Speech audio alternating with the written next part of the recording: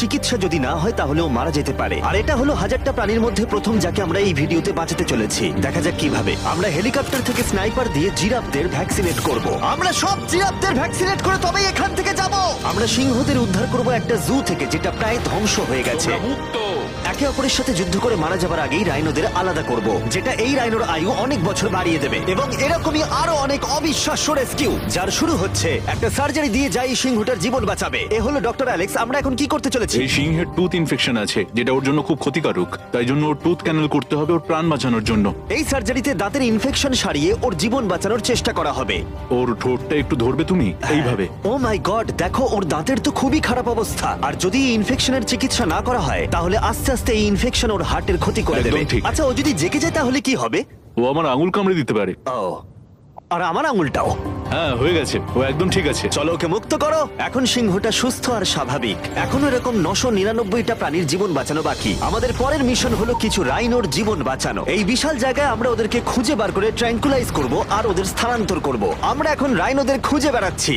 ওদিকে চ্যান্ডলার রয়েছে আকাশে। আমি হেলিকপ্টারে করে চারিদিকে ঘুরে বেড়াচ্ছি। যদি কোনো রাইনো দেখতে পাই তাহলে আমরা তাকে রেস্কিউ করব। এখানে শক্তিশালী রাইনোরা দুর্বল রাইনোদের তাড়িয়ে দেয়, কিন্তু যেহেতু এই এলাকার চারপাশটা বেড়া দিয়ে ঘেরা আছে তাই দুর্বল রাইনোরা এখান থেকে কোথাও যেতে পারে না, আর তার ফলে ওদেরকে মেরে ফেলা হয়। একদমই তাই। তাই প্রথমে আমরা ওদেরকে ঘুম পাড়াবো আর তারপর ওদেরকে এমন একটা জায়গায় নিয়ে যাব যেটা ওদের নিজস্ব জায়গা হবে, যেখানে ওরা বেঁচে থাকার জন্য পর্যাপ্ত খাবার আর জল পাবে। তার ফলে ওরা শক্তিশালী হবে। চলো আমরা কি ওখানে রেস্কিউ করি? ঠিক আছে, ও রাইনো দেখতে পেয়েছে। চলো চলো চলো। তো আমার কাছে ট্র্যাঙ্কুলাইজার গান আছে। আমি এটা মেরে ওকে ঘুম পাড়িয়ে দেবো যাতে আমরা ওকে সুরক্ষিতভাবে ধরতে পারি। আমরা পেরেছি। চ্যান্ডলার রাইনোকে হিট করেছে। চলো চলো।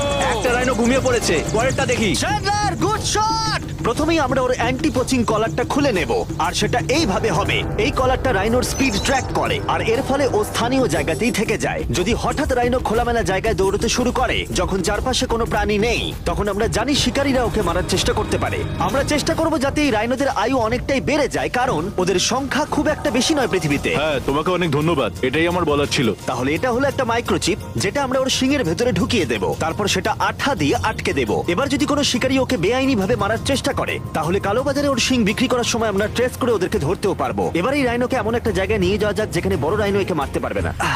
আমি জানি এটা দেখে বড় অদ্ভুত লাগছে, কিন্তু এটা এই রাইনোর আয়ু অনেকটাই বাড়িয়ে দেবে। চলো ওকে ভেতরে ঢোকাও, এটা তোমার ভালোর জন্যই। ভিতরে ঢোকো। আমরা এমন একটা সুরক্ষিত জায়গায় এখন রয়েছি যেখানে এই রাইনোকে কেউ তাড়াবে না আর মেরেও দেবে না। ঠিক আছে, আমরা এখন থেকে ওকে হিপো বলে ডাকবো। হিপো? ও তো রাইনো। হ্যাঁ, কিন্তু ওর নাম হিপো। ওকে আমি ডাকবো হিপো দ্য রাইনো। ঠিক আছে। ঠিক আছে, হিপো দ্য রাইনো, তোমার জীবন ভালো কাটুক। আমাদের এখনো অনেক প্রাণীদের জীবন বাঁচাতে হবে। আর অন্যদিকে আমার বন্ধুরা যখন দুটো ছোট রাইনোর জীবন বাঁচালো, তখন এদিকে আমরা নজর দিলাম একটু লম্বা প্রাণীর দিকে, জিরাফস। নাও ভ্যাকসিন। আমরা ওদেরকে ভ্যাকসিন শুট করলাম। দারুণ। রাইনোদের ট্র্যাঙ্কুলাইজ একটু আলাদা ছিল, কারণ এই হাই পাওয়ার্ড এয়ার রাইফেল গুলো এই জিরাফের শরীরে একটা বড় সিরিঞ্জ ঢুকিয়ে দেয় যেটাতে রয়েছে জীবন বাঁচানোর ওষুধ। তোমাদের ভ্যাকসিন এনজয় করো, দিন তোমাদের ভালো কাটুক। ওরা পালাচ্ছে কেন? আমরা তো ওদের জীবন বাঁচাচ্ছি। এই গোটা ভিডিওতে আমরা 1000-এরও বেশি প্রাণীদের জীবন বাঁচাবো, কিন্তু আমার মনে হয় জিরাফদের এটা কেউ বলেনি, কারণ ওরা এটাকে আরো কঠিন করে তুলছিল। জিরাফ, আমি তোমাকে ভ্যাকসিনেট করার চেষ্টা করছি। এটা তোমার জন্য ভালো, সত্যি বলছি। জিরাফ, ভ্যাকসিনটা নিয়ে নাও। আরে ও তো অনেকটা দূরে চলে গেল। মনে হচ্ছে আমাদের ট্যাকটিক্স এবার বদলাতে হবে। যেহেতু এই অঞ্চলটা আয়তনে বিশাল, তাই এটাই হলো সবচেয়ে সহজ পথ যাতে ওরা ভ্যাকসিনেট হয়। যদি ওখানে জিরাফদের কোনো কঠিন অসুখ হয় তাহলে কি ওরা মারা যেতে পারে? হ্যাঁ, 100% ওরা মরে যাবে। তাই নাকি? ও মাই গড, চলো আরো জিরাফের প্রাণ বাঁচানো যাক। ওই দেখো, ওখানে আরেকটা রয়েছে। আর সব জিরাফদের ভ্যাকসিনেট না করে আমরা এখান থেকে যাব না। যদিও এখানে বাতাস অনেকটা বড় প্রতিবন্ধকতা। তুমি এখন ওষুধ পেয়ে গেছো, ভালো থেকো। আমি আরো সাহায্য চাইলাম যাতে যতটা বেশি সম্ভব প্রাণীদের আমরা বাঁচাতে পারি।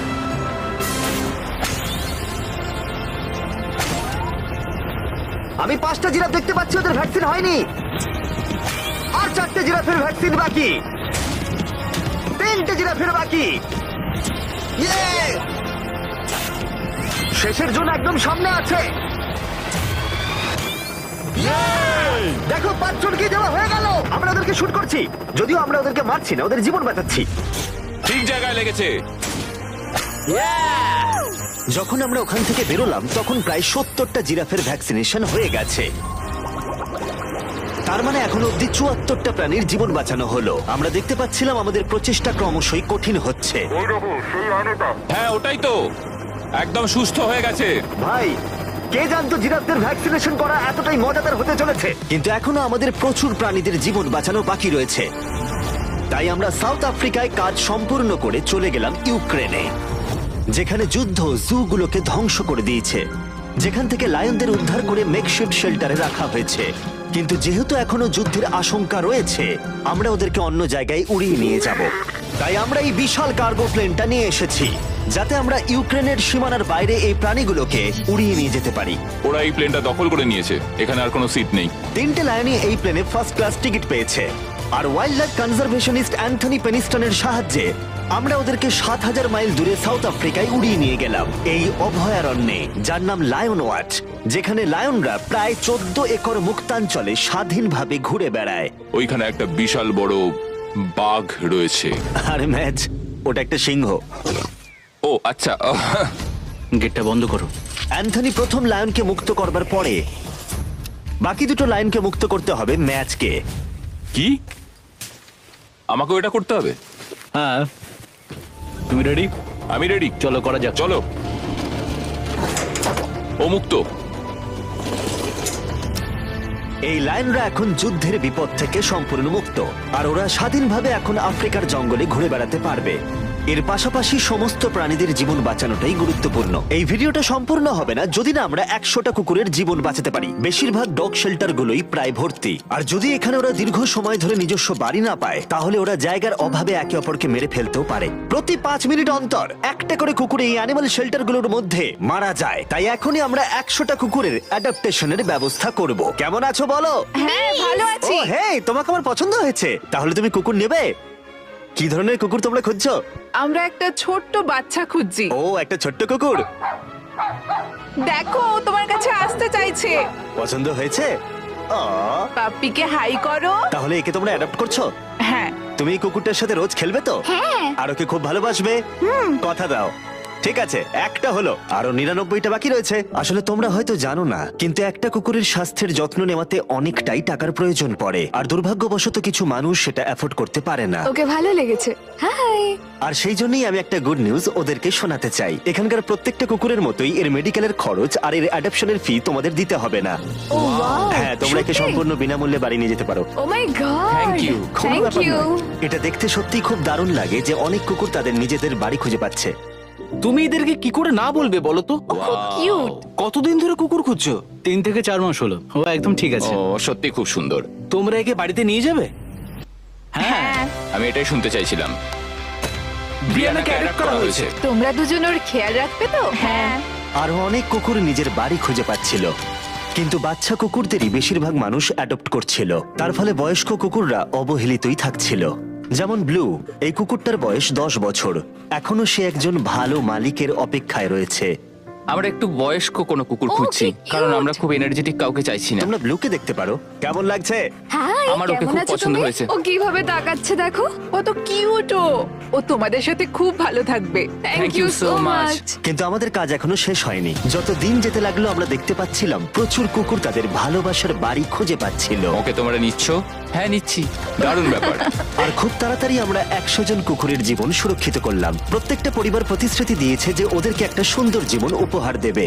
এরপরে আমরা এক্সোটিক মিনিয়েচার হর্সদের জীবন সুরক্ষিত করলাম, কারণ এই সমস্ত ছোট ঘোড়াদের নিলামে বিক্রি করা হয় এদের মাংস খাবার জন্য। আর আমি দুঃখিত, কিন্তু এই সমস্ত মিষ্টি প্রাণীদের আর আমি এভাবে মরতে দেব না, তাই আমি এদেরকে কিনে নিয়েছি। আর আমরা এই প্রত্যেকটা ঘোড়াকে ওদের বাড়ি খুঁজে দেব। ও এক্সকিউজ মি, সব ঘোড়াগুলো এখানে রয়েছে। ও তোমার ও, ভালো একে লাগছে? ভালো লেগেছে।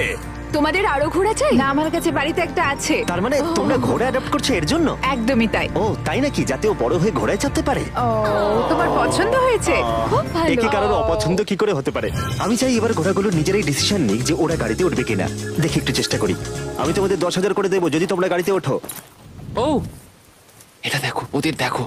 এটা দেখো, এটা কাজ করেছে। তোমরা এখানে একজনকে অ্যাডপ্ট করতে এসেছিলে আর এখন দুজনকে নিয়ে যাচ্ছ। একে পটেটো চিপসের মতো দেখতে। এদের খাওয়া যাবে না। ঠিক বলেছো। আসলে আমি আরেকটাকে বাড়ি নিয়ে যেতে চাই না, কিন্তু তাও আমি না বলবো না। তাহলে কি তোমাদের আরেকটা লাগবে? না, আসলে থাক, থাক। 2 সপ্তাহ আগে এরা প্রায় বলি হতে যাচ্ছিল আর এখন ওরা ভালোবাসার বাড়ি খুঁজে পেয়েছে। এদেরকে তোমাদের পছন্দ হয়েছে তো? হ্যাঁ। ও দেখো এটা কত সুন্দর। চলো। এটাই এই ভিডিওর উদ্দেশ্য। আর আমাদের শেষ 3টে ঘোড়া অ্যাডপ্ট হয়ে যাওয়ার পরে কি মিষ্টি ঘোড়াটা, তাই না? হ্যাঁ। আমরা 4টে গাধাকে ওদের বাড়ি খুঁজে দিলাম যেখানে ওরা একসাথে থাকবে। আর এখন আমরা বিশ্বের সবথেকে বড় পাখিকেও ওর বাড়ি খুঁজে দেব। এখন আমরা আছি মায়ার অ্যানিমাল স্যাংচুয়ারিতে। আর আমার মনে হয় এটা ভাবতে খুব অবাক লাগবে, কারণ ও ফান্ড তৈরি করে একটা 24/7 টুইচ লাইভ স্ট্রিমের মধ্য দিয়ে, যেখানে তোমরা প্রাণীদের প্রয়োজনীয় জিনিসের জন্য ডোনেট করতে পারো। আর এই লাইভ স্ট্রিমে ডোনেট করা টাকা দিয়ে অনেক পশু পাখিদের যত্ন নেওয়া হয় আর এই বিশাল স্যাংচুয়ারির দেখভাল করা হয়, যেখানে প্রচুর বন্য প্রাণী আছে যাদের দেখভাল করার জন্য মায়া নিজের গোটা জীবনটাই উৎসর্গ করেছে। এসো, তোমরা ভেতরে এসো।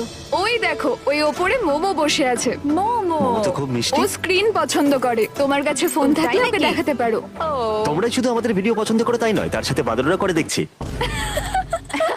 ও সত্যিই অদ্ভুত। এ হলো উইনি দা মু, এই স্যাংচুরির ফান্ড জোগাড় করতে, যেটা হলো একটা নন প্রফিট অর্গানাইজেশন। উইনি দা মু 24/7 লাইভ স্ট্রিমে সর্বদা থাকে। আর তোমরা যদি ডোনেট করো, যেমনটা আমি করলাম, তাহলে এরা ওর ভালো যত্ন নেবে আর ও ভালো ভালো খাবারও পাবে। এটা খুবই ভালো যে ও একটা দারুণ উপায় পেয়েছে এই স্যাংচুরিকে দেখভাল করার জন্য। এটা কিন্তু সত্যি দারুণ। হ্যাঁ, সত্যিই দারুণ। এবার আমাদের এখানে আসার কারণটা বলি। স্টম্পি নামের এমু, কি খবর? কেমন আছো স্টম্পি? স্টম্পি এখানে গরু, ঘোড়া আর ডঙ্কিদের সাথে থাকে। আসলে আমি তোমাদেরকে বলে রাখি, স্টম্পি বিশ্বাস করে ও নিজে একজন ঘোড়া, যেটা আসলে ভালো নয়, কারণ ও ঘোড়াদের খাবার খাচ্ছে। যে কারণে আমি আর লোজ মায়ের সাথে পার্টনারশিপ করে একটা এমন স্যাংচুয়ারি তৈরি করব। এটা এখনো তৈরি হয়নি, কিন্তু তৈরি হয়ে গেলে দারুণ লাগবে।